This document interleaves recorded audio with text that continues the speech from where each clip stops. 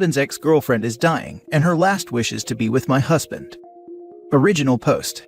As the title goes, my 30 female husband's ex-girlfriend 33 female was recently diagnosed with late-stage breast cancer, and her last wish is to be with my husband 35 male. My husband, let's call him Seb, and his ex Tanya became best friends after their breakup a couple of years ago due to her infidelity. They were together for 5 years. Needless to say, they remain in contact even before he met me. I would be lying if I say it never made me feel uncomfortable even once. It did, and it still does, because Tanya is still in love with my husband. She never denied it, and in fact would even call or message me when she can't get a hold of Seb. Aside from cancer, she also has some mental health issues, thus my husband would always tell me to be kind and patient. Seb is no longer in love with her, of course. She cheated, and Seb swore that he will never get back to her, and that he only sees her as family. Then 2 weeks ago, my husband received a call from Tanya to tell him about the sad news. My husband cried with her and told her everything is going to be okay. They were on the phone the whole day. I'm sorry, I forgot to mention that Seb and I moved to Australia a few months ago because of my job, and Tanya is in Canada. They mostly talk via long-distance call or WhatsApp. They've been in contact almost every day since we left, which always bothers me, but what can I do? After that call, my husband told me everything. To be honest, I felt bad for her and I genuinely feel sad. I asked him what's going to happen now, and Seb told me he's going back to Canada, which is a shock. He then told me that her last wish is to be with him. I didn't say anything except, what about me? He said if I can't leave my job, then he's going to visit me whenever he gets the chance. I walked out without saying anything. I've been avoiding my husband since the phone call, and have been ignoring him whenever he tries to bring up the conversation. Yesterday, I found out he already bought a ticket and is flying back home in January.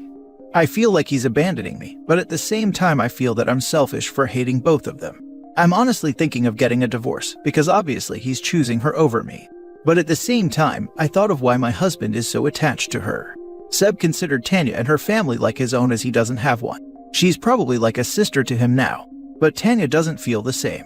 She's madly in love with my husband, and him granting her wish will surely make her think they still have a chance. My entire life I've been putting others first. I've been very patient and understanding about their weird relationship. I feel sick, confused. I want to call her, yell at her for ruining my marriage, for trying to steal my husband from me, for using her sickness to get what she wants, for being a witch. I'm so mad at both of them.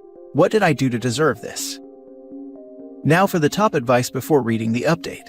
First, her request is manipulative, inappropriate, and unreasonable. Second, info needed.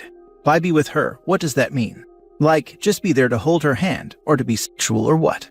Third, I would straight up tell your husband that if he chooses her, that your marriage is likely over.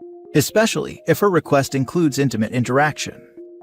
This was my thought too. Even if it's to just be with her, she's gonna try to bang that husband. Please just once more, I'm dying. Yep. I think husband showed his true feelings here with his choice. The visiting his actual wife when he gets the chance is the real indicator here. Is he working? How will he pay for the visits? How kind of him to say he will visit his wife when he gets a chance. Also, he's not just giving up on his wife, he's giving up on his life in Australia and his work there. I definitely think he's going back to be with Tanya. Is she even terminal? She has mental health issues. Did she just create this cancer out of desperation? As far as your marriage goes, it doesn't even matter. Your husband Seb has made his decision, and OP is definitely not at the top. She was a placeholder while Seb's sensitive feelings were healing from old girlfriends cheating. OP, it's time for divorce, unless you can accept what you know. Seb needs to get his priorities in order, and sadly for OP, he seems to have shown his hand. A year from now we will be reading about the Great Canadian Miracle. This was my first thought too. She's making this up, or at least using her diagnosis to her advantage. Came here to say the same, and to add, isn't it the dream of all psychos to make up an illness or an accident, to bring their ex running to their side? I'm assuming the ex is in her early 30s as well, and the possibility of her getting late-stage breast cancer is pretty low. If she does get it at this age, her likelihood for recovery and remission is high too, assuming she doesn't have other underlying conditions. If this is real, I do hope she recovers. Honestly, I feel like this a ploy to bring the guy back. I feel bad for the OP, as it's clear that he loves his ex more than her. I hope that in the divorce she sues him for a deceptive relationship. And now for the update. Thank you all for your comments and messages. I didn't expect my post to get this much attention. All I wanted is to get this off my chest, so I can focus on work and other things. I've been a mess, and being in another country with no one, only my husband, is making my situation worse. While some people think that Tanya might be lying about her condition, unfortunately she's not. She was originally diagnosed a couple of years ago and has been on a treatment for it. Only recently she found out it progressed and is now refusing further treatment. Sorry I wasn't too clear about this. My husband said she's giving up. In fact, she wanted to give up a long time ago, but her family, including my husband, wanted her to fight. He's going back to Canada to be her support as per her request. Seb did suggest that I go back home with him. But my job here in Australia is a dream come true for me, and I can't just abandon it, especially not for her. I know that divorce is the wise decision here. My husband obviously can't let go of her, and we can't build a life together if he has a baggage. I love my husband so much to the point that I endured all of these through the years. Thinking of divorce makes me feel like I'm dying, and I don't know if I will ever be ready of letting him go. I haven't talked to my husband yet, but I think he already knows what's going to happen. I apologize for everyone who's asking for an update. As many have guessed, I am not a good communicator, which is why the situation got this bad. I am partially to blame for letting this happen to me, to us. I already contact a lawyer to know the next step. Again, thank you everyone for your comments and messages. It made me feel better. I feel horrible for wanting to stop a dying person's wish and for being mad with someone who's helpless, but you all are right. I should also think of myself. Please take care of yourself in this moment. If possible, maybe the divorce can happen before he leaves. That way you both can break clean. And once she does die, he might come back with beautiful words of remorse or guilt, but please don't let that blind you. He has made his choice. And if he is this attached, there will forever be a shadow from her staining everything. Wishing you the best. Go to therapy, you didn't cause any of this, he never deserved you. I'm so sorry he's an idiot. You'll get better, good luck. A few things I'd like to say. 1. You didn't cause any of this. Communication wouldn't have helped the situation at all. Your husband and his ex are being exceedingly unreasonable. 2. I haven't talked to my husband yet, but I think he already knows what's going to happen. He is literally abandoning his wife to go be with his ex. Yeah, he knows what the end result is, and if he doesn't, he is an actual moron. 3. He's going back to Canada to be her support as per her request. This is where I'm confused. If they're ex-partners, why is he going back there? I don't know if he has kids with her or not, but there must be a reason why they split, and if he still holds a flame for his ex, I have to wonder why. This whole situation is bizarre from his part. 4. I already contact a lawyer to know the next step. Good, you need to protect yourself. His stupid butt isn't going to. Good luck, and if you need us, reach out. 5. But my job here in Australia is a dream come true for me and I can't just abandon it, especially not for her. You're right, don't. 6. I know that divorce is the wise decision here. It's really the only decision. Who knows if she will ask him, can we just sleep together before I go? If he has no issue moving countries, that's much less of a request to do, and that would be extremely unfair to you. When she is gone, what is he gonna do then? Okay honey, I'm ready to be back in the relationship now. Get the hell out of here. In my opinion, divorce is unreasonable, but he obviously doesn't care about your feelings, literally at all. 7. I apologize for everyone who's asking for an update. You don't owe us anything. Focus on yourself and getting your stuff in order. The internet can wait, unless you need us of course. Good luck. Sorry your husband is an ass. They split because Tanya cheated on him. Yeah, she clearly doesn't give a damn about cheating on a moral level, so what's to stop her from propositioning this married man that she's in love with? Literally nothing law. I think OP is giving her husband way too much credit. He's convinced her that he doesn't have romantic feelings for Tanya, that it's all one-sided, but he's literally walking away from his marriage to move back to Canada for her. He promises to visit his wife when he gets a chance though. What a stand-up guy. I'm astonished by his audacity. He plans to go to Canada, watch her die, be devastated, then come running back to OP for comfort. Like, is this guy for real? OP, the acceptable thing for your husband to do here is to briefly visit her one last time, say his goodbyes, then come home. Not actually move there for who knows how long, and expect you to be waiting patiently back home. And it's definitely not acceptable that he asked you to give up your dream career for her. He's very clearly not over her, and he very clearly doesn't care about you at all. I'm so sorry he doesn't, but please don't let him waste any more of your life. You seem like a good person who's been taken advantage of. You deserve better. Whatever you do, do not let him come running back to you once she dies. You can't compete with a ghost. Now for the last story. I just called off my wedding after I found out he slept with his ex-girlfriend on our bed while I was away. I was supposed to get married last Saturday. I found out he was cheating a bit more than a week before the wedding. His ex-girlfriend had been sleeping with him in the same apartment that he and I shared while I was traveling for work. It wasn't a one-time thing. I got evidence he did this regularly. 2 months ago, he said something that cracked my trust. He suggested his ex-boss was just yummy. I was hurt, jealous, and felt disrespected when he went on about her being his one that got away. For a long time, he denied ever dating, sleeping with, or ever having any involvement with her. I went for my phone that I loaned him very briefly. It's an old phone, so he didn't want to keep it. I found it in his brother's drawer. His brother used it briefly. I felt guilty and ashamed for going through someone's things. The chip wasn't there, but still, I found some messages. I will say that from what I read, they never saw me as a family member. It breaks my soul to read his brother's advice. She has money, don't ever pull out. And how his entire family is counting on me helping them out. The rest of the messages include bragging about lunch break hookups with co-workers, fear over having been beaten up by the security detail of the man who married his ex, and mocking me when I was mildly depressed because we broke up very briefly last year. His brother suggested to drive her down, I don't know what this means, to keep me in line. They also agreed that his brother would call me regularly to find out about my mood. His brother did call me a lot during that time.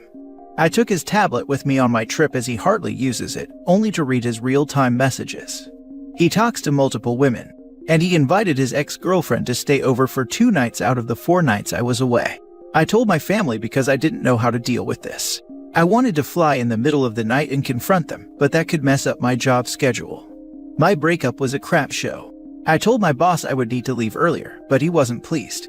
He agreed to allow me to leave a bit earlier if I completed my assignment, which I did with help from my colleague. I arrived roughly 12 hours earlier. My best friend and my sister and their boyfriends were there to help me pack my stuff. His affair partner was still there. They weren't in bed or anything, but she was doing the dishes and was barefoot with a shirt and underwear.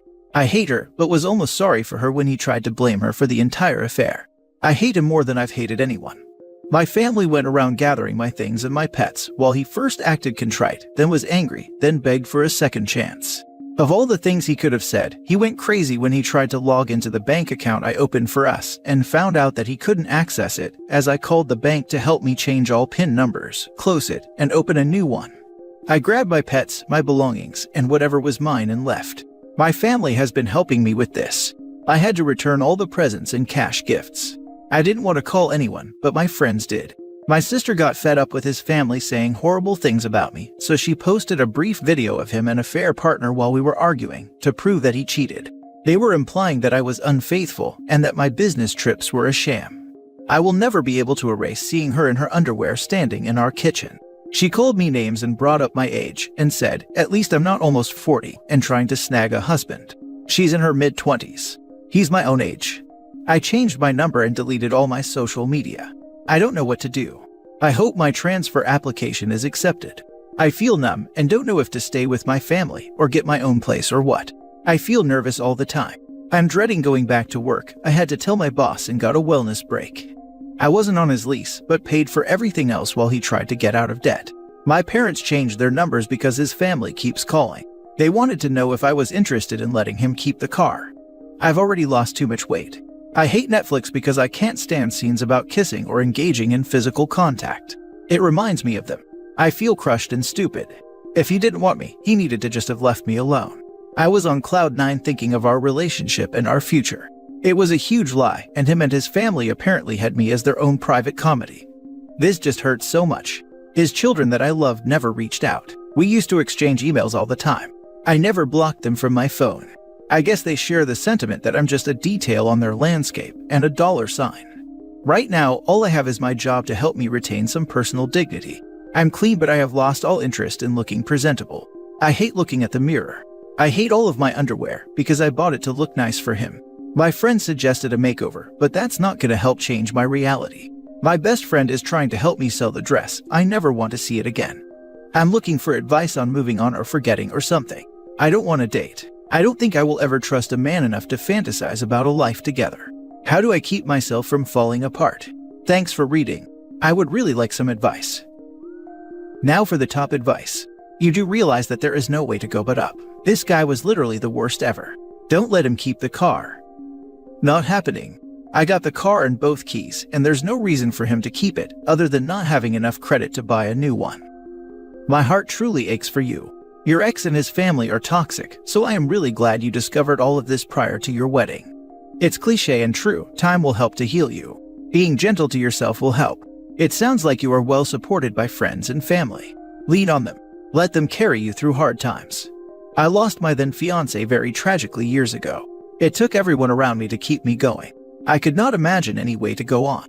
So I truly focused on one task at a time, and I cut myself a ton of slack. I managed to work, and that was about it for a while. I was forever damaged by this loss. I eventually met someone else. I was still grieving, but he brought a bit of joy to my life. What I didn't realize was that he was a dangerous narcissist and I was easy prey. He spent months pulling me in and years mistreating me. Thankfully, my friends pulled me out eventually. I really didn't know how I could start over again, especially since I was in my late 30s, close to 40. I felt even more damaged, hurt, and just empty. Gosh, I don't know why I'm writing all of this. I'm hoping you'll see why your story resonates with me, because I've been there. My history isn't the same as yours, but I think I can relate to how you are feeling. Just depleted, done, sad. I again relied on friends and family. I actually changed my career, much less money but much more flexibility and work-life balance. I indulged in my hobbies. I traveled. I dated around. Met some nice men. Even got serious with a couple of them. And eventually met my fiancé when I was in my mid-40s through a mutual interest in real life, though I am a fan of trying online dating. I really hope that you can read this and decide that if I got through all of that, you can get through this. Not right away, but eventually. There are good men out there. I like relationships, though no harm in being single as long as you'd like. I hope the best for you. Thanks so much for your thoughts and response. It truly is amazing that you are such a resilient person. This is inspiring.